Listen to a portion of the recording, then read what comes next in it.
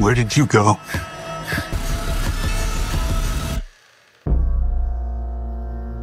Halo Mario Booster, selamat datang kembali di channel Mario Angelo. Oke, ya akhirnya aku sudah menyaksikan sebuah film horor psikologi yang dimana gue masih ingat nih, pas gue ketika pertama kali masuk bioskop, gue tidak ada ekspektasi apa-apa mengenai film ini. Oke, jadi ya biasa aja.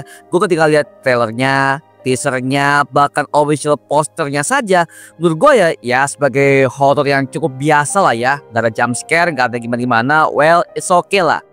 Tapi Pak, begitu gue ketika masuk ke bioskop dan setelah 3 jam gue nonton, 3 jam ya, gue merasakan ini film jenius banget. Dalam segi bentuk tense-nya, horornya, bahkan dalam segi bentuk vibe-nya, dan juga bagaimana bentuk kengeriannya, semuanya berhasil dibuatkan dengan begitu matang, dan juga semua plotnya mantap cuy. Oke, yang dimana gue jarang loh gue menemukan sebuah film seperti ini, karena membuat gua callback kepada filmnya Longlegs ke-8 A24 Studio, yang di masa itu Nicolas Cage jadi tokoh utamanya cuy. Oke, jadi ya gua ketika nonton film ini berasa kayak nonton Longlegs persis Pak. Jadi ya gua ketika nonton gua pikir ini film adalah garapan dari A24 Studio Pak, tapi ternyata film ini adalah garapan dari Warner Bros dan juga New Line Cinema. Wah gokil sih, akhirnya Warner Bros menciptakan sebuah film horor yang dimana semua plotnya jenius banget. Dan jangan lupa ya, di film ini akan ada banyak banget tokoh-tokoh MCU yang gabung ke film ini sebagai karakter yang begitu signifikan coy. Ada Julia Garner, ada juga Josh Brolin, dan juga ada Benedict Wong. Oke, yang dimana 3 aktor ini merupakan tokoh-tokoh yang pernah hadir di franchise Marvel Cinematic Universe yang satu ini cuy. Oke, wah makanya pas gue ketika nonton, oke lah ya, mereka punya tokoh-tokoh yang unik, bahkan developmentnya juga lengkap. Bahkan ketika sampai kepada akhir filmnya diberikan sebuah bentuk konklusi yang jelas dan juga mateng cuy. Premisnya wah mantep cuy, gila sih. Yang dimana film ini akan menceritakan tentang kisah satu kelas yang dimana semua anak-anaknya menghilang kecuali satu anak, itu adalah Alex. Yang dimana pas gue ketika lihat Alex ini ya, gue udah curiga nih, ini Alex jangan-jangan dia tuh punya sebuah plot yang belum dikisahkan dan akan terjadi kepada final act-nya alias act ketiga. Dan ternyata pas ketika masuk kepada act ketiganya, wah itu semuanya akhirnya di-reveal bahwa ternyata Alex memiliki seorang bibi yang kejam dan juga merupakan pelaku ritual hitam, yaitu adalah si Gladys Lily. Oke, yang diperankan oleh si Amy Madigan. Wah ini Amy Madigan Pak, gue suka banget villainnya. Oke, villain di film ini memiliki sebuah potensi yang bagus banget, dan juga bagaimana bentuk kejahatannya, bagaimana bentuk aktingnya, dan ketika dia muncul aja itu memberikan sebuah vibe yang begitu mencekam dan juga mengancam kepada para penonton dan juga kepada sang tokoh utama cuy. Jadi gue ketika pas lihat si Gladys ini ya, aura villainnya kerasa dan juga dialognya bagus cuy. Wah gila sih, akhirnya gue menemukan sebuah film horor tapi villain yang cukup bisa mengintimidasi. Dan dimana hal ini juga hampir sama seperti filmnya Longlegs, persis Longlegs, yang dimana villainnya juga punya plot cerita yang hampir sama dengan ritual voodoo dan juga sebuah ritual santet cuy. Wah, dan di film ini akan ada berbagai macam adegan disturbing yang bisa kalian saksikan ya. Contoh adegan ketika semua anak-anak ini ketika mereka menghilang di jam 2.17, semua model larinya seperti Naruto, tapi vibe-nya dibuat begitu mencekam dan juga tidak ada background musik sama sekali.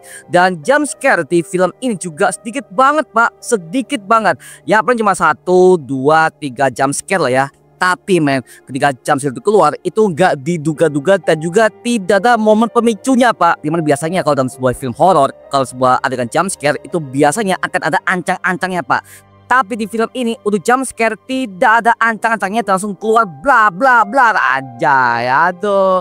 Gila sih gue ketika nonton, udah. Dan Julia Garner, wah anjir, dia merupakan tokoh aktor yang pernah gue lihat di filmnya The Fantastic Four kemarin sebagai Silver Surfer Pak, dan sekarang dia bermain ke film ini sebagai tokoh utamanya yang berperan sebagai ibu guru bernama Justine Gandy. Oke, dan juga ada Josh Brolin yang memerankan tokoh Archer Graff yang merupakan wali murid yang juga protes kenapa anaknya hilang di kelas itu. Oke, dan juga ada berbagai macam perspektif tokoh-tokoh yang dibagi dalam sebuah arc-nya berbeda-beda sampai kepada sebuah art terakhir di film ini yang akan membongkar semua kejadian yang ada pada film Weapons yang satu ini cuy. Oke, wah gokil, astaga. Dan film ini ya pas ketika mereka dibagi berbagai macam POV yang berbeda-beda membuat gua callback kepada zaman-zamannya JL-nya Snyder Cut yang dimana film ini juga memberikan sebuah berbagai macam 4 art yang berbeda-beda dan akhirnya di film itu diberikan sebuah konklusi yang matang banget cuy. Wah ganjay. Oke, tapi mengenai film ini aku suka semua teknisnya, sinematografi, angle-angle-nya, bahkan editingnya juga mencekam dan juga nggak lebas seperti zaman-zamannya film horror franchise sebelumnya cuy ya. Jadi ya well, gue sebagai penonton dibuat takut, dibuat mencekam, dan bahkan vibe-nya seperti kayak horror psikologi ala-ala Long Legs banget sih. Oke. Tapi lagi-lagi ya, gue menemukan adanya berbagai macam kekurangan yang gue dapatkan di film Weapons yang satu ini. Yang pertama adalah bentuk development villainnya kurang jelas. Maaf nih, sebagai villain dia gak punya motivasi sama sekali cuy. Tiba-tiba dia nongol dan tiba-tiba dia langsung bisa menguasai satu seisi rumah itu dan juga menyandera Alex dengan cara begitu mengerikan dan juga begitu serem cuy.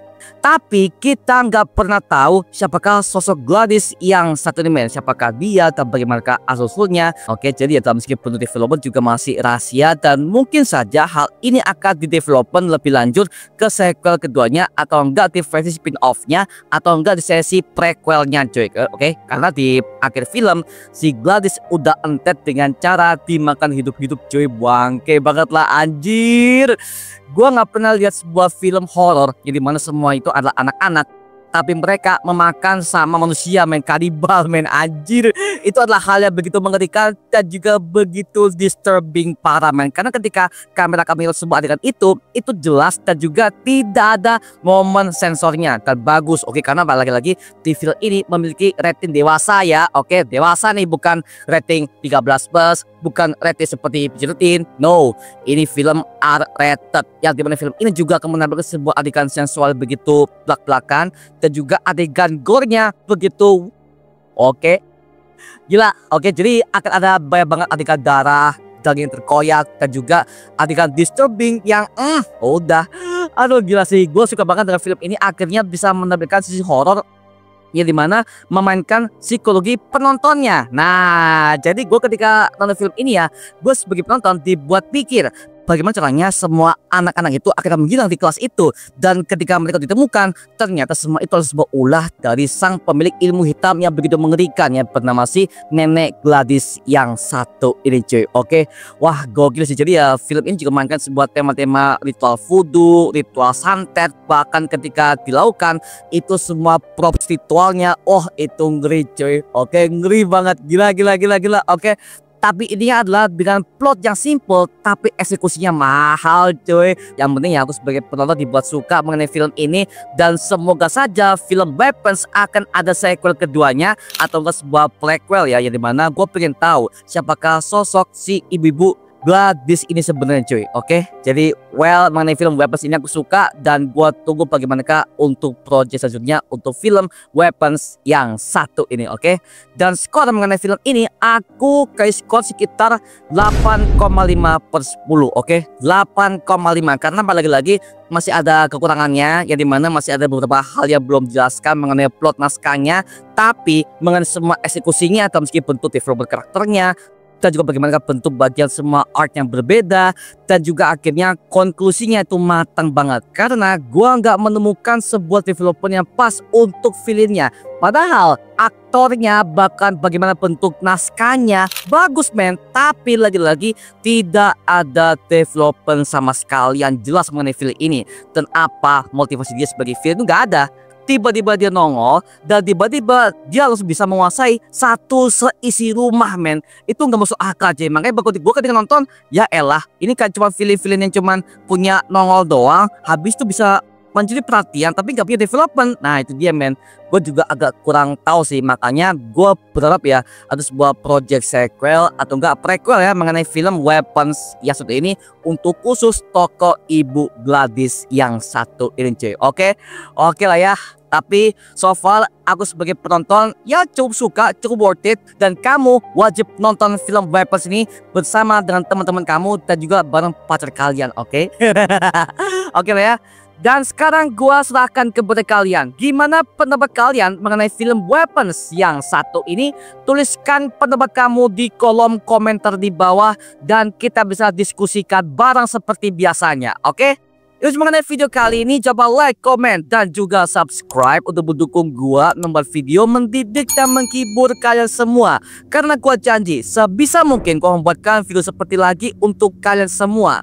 Dan coba buat follow semua sosial media kita seperti Instagram dan juga TikTok kita ya. Linknya udah gue share di kolom deskripsi di bawah, karena situ kita juga update berbagai macam konten terbaru untuk kalian semua. Dan buat kamu nih yang pengen join komunitas, langsung aja join di grup ya kita, namanya Mario Booster Official. Linknya udah gue share di kolom deskripsi di bawah. Dan sampai ketemu di video berikutnya. Adios dan thank you semuanya. Dadah.